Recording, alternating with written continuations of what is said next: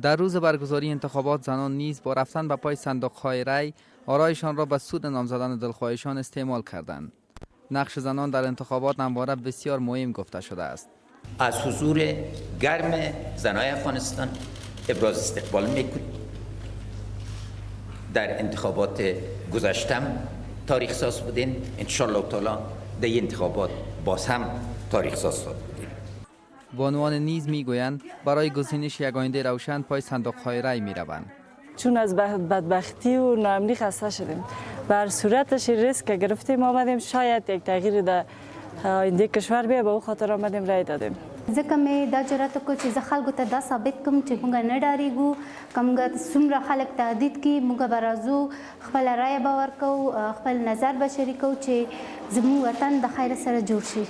با این همه زنان که با چالش‌های موجود آمده‌اند تا رای بدهند به علت مشکلات تکنیکی در دستگاه‌های بایومتریک و یا هم نبود نامه‌هایشان در فهرست رای دهندگان از رای دادن محروم شدند.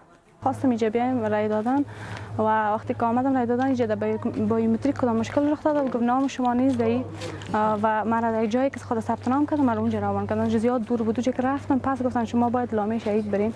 نامه شهید آمدیم اینجا میگه رای شما رای دادن نمیتونین به خاطر که در مشکل در بایومتریک است، شماره بایومتریکتان غلط شده. در انتخابات ششم میزان 13 نامزد با هم به رقابت پرداختند.